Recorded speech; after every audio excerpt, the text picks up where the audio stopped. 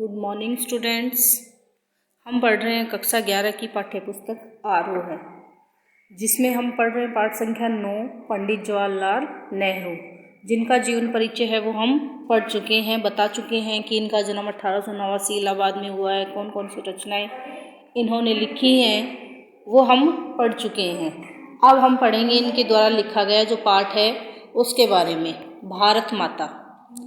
अक्सर जब मैं एक जलसे से दूसरे जलसे में जाता और इस तरह चक्कर काटता रहता होता था, तो इन जलसों में से अपने सुनने वालों में से अपने इस हिंदुस्तान या भारत की चर्चा करता। जलसा शब्द का अर्थ क्या है? यहाँ कोई भी उत्सव वगैरह जो होता है उसको हम क्या कहेंगे? जलसा कहेंगे। जो भी समारोह है रखा जाता है राजनीतिक पार्टियों के लिए उसे जलसा कहेंगे। भारत एक संस्कृत शब्द है और इस जाति के परंपरागत संस्थापक के नाम से निकला हुआ है। यानी भारत शब्द जो है वो एक संस्कृत भाषा का शब्द है और यहाँ के संस्थापक के नाम से ही निकला हुआ है। मैं शहरों में ऐसा बहुत कम करता, क्योंकि वहाँ के सुनने वाले कुछ ज़्यादा सयाने थे और उन्हें दूसरे ही किस्म की गिजा की ज़रूरत थी। गिजा यानी शिक्षा की।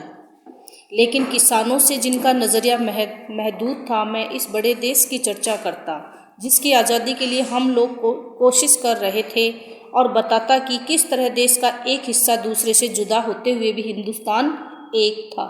मैं उन मसलों का जिक्र करता जो उत्तर से लेकर दक्षिण तक और पूरब से लेकर पश्चिम तक किसानों के लिए यकसा थे, और स्वराज्य का भी जिक्र करता जो थोड़े लोगों के लिए नहीं बल्कि सभी के फायदे के लिए हो सकता था। मैं उत्तर पश्चिम में खैबर के दर्रे से लेकर दूर दक्षिण में कन्याकुमारी तक की अपनी यात्रा का हाल बताता और ये कहता कि सभी जगह किसान मुझसे एक से सवाल करते, क्योंकि उनकी तकलीफ़ें एक सी थी। यानी गरीबों, कर्जदारों, पूंजीपतियों के शिकंजे, जमींदार, महाजन, कड़े लगान और सूद, पुलिस के जुल्म, और ये सभी बातें गुथी हुई थी इस डंडे के साथ जिसे एक विदेशी सरकार ने हम पर लाद रखा था।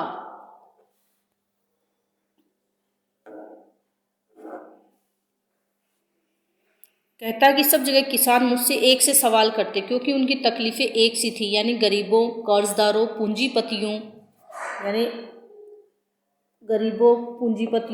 के शिकंजे में, जमींदारों के, महाजनों के कड़े लगान और सूद, पुलिस के जुल्म, और ये सभी बातें गुथी हुई थी उस डंडे के साथ जिसे एक विदेशी सरकार ने हम पर लाद रखा था, और इनसे छुटकारा भी सभी को हासिल करना था। मैंने इस बात की कोशिश की कि लोग सारे हिंदुस्तान के बारे में सोचें और कुछ हद तक इस बड़ी दुनिया के बारे में भी जिसके हम एक जुज़ हैं।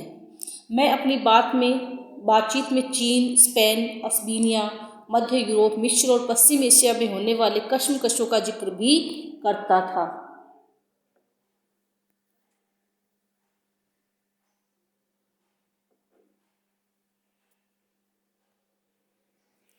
उन्हें सोवियत यूनियन में होने वाली अचरज भरी तब्दीलियों का हाल ही बताता और कहता कि अमेरिका में कैसी तरक्की की है। यह काम आसान न था, लेकिन जैसा मैंने समझ रखा था वैसा मुश्किल भी न था। इसकी वजह यह थी कि हमारे पुराने महाकाव्यों ने और पुराणों की कथा कहानियों ने, जिन्हें वे खूब जानते थे, उन्हें इस देश की कल्पना करा दी थी। और हमेशा कुछ लोग ऐसे मिल जाते थे जिन्होंने हमारे बड़े बड़े तीर्थों की यात्रा कर रखी थी जो हिंदुस्तान के चारों कोनों पर है, या हमें पुराने सिपाही मिल जाते जिन्होंने पिछली बड़ी जंग में या घावों के सिलसिले में विदेशों में नौकरियां की थी। सन 30 के बाद जो आर्थिक मंदी पैदा हुई थी उसकी वजह से दूसरे मुल्कों यानी देशों में, मुल्कों का अर्थ है देशों में, मेरे हवाले उनकी समझ में आ जाते थे।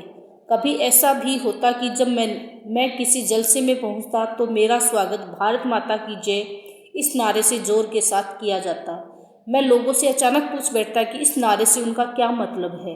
यह भारत माता कौन है जिसकी वे ये जय चाहते हैं? मेरे सवाल से उन्हें कुतूहल और ताज्जुब होता। कुतूहल यानी आश्चर्य। और कुछ जवाब न बन पड़ने पर वे एक दूसरे की तरफ यूँ मेरी तरफ देखने लग जाते। मैं सवाल करता ही रहता। आखिर एक हट्टे कट्टे जाट ने, जो अनगिनत पीढ़ियों से किसानी करता आया था, जवाब दिया कि भारत माता से उसका मतलब धरती से है। यानी किसान के लिए क्या है भारत माता का अर्थ? धरती से। कौन सी धरती, खास उनके गांव की धरती या जिले की या सूबे की या सारे हिंदुस्तान की धरती?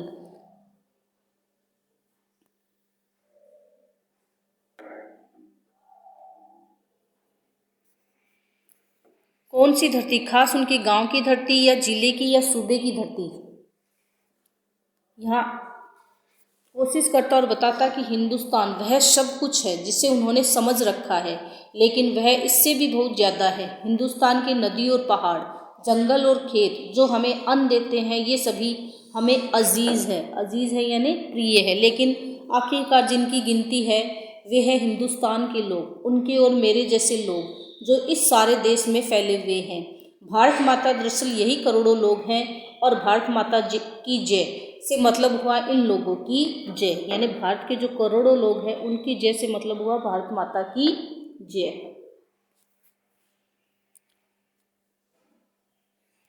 मैं उनसे कहता कि तुम भारत माता के अंश हो, एक तरह से तुम ही भारत माता हो।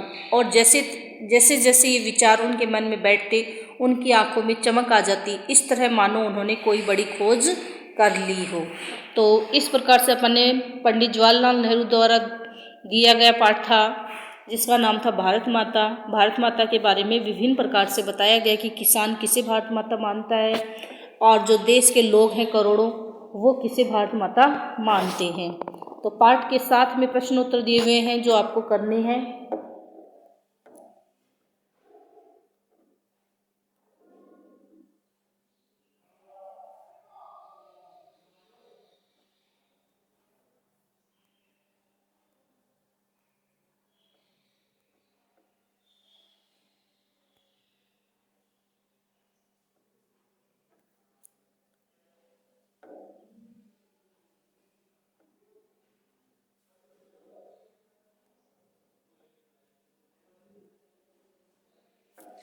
भारत की चर्चा नेहरू जी कब और किससे करते थे? तो किसी भी जलसे में जाते थे तो वहाँ के लोगों से भारत की चर्चा किया करते थे।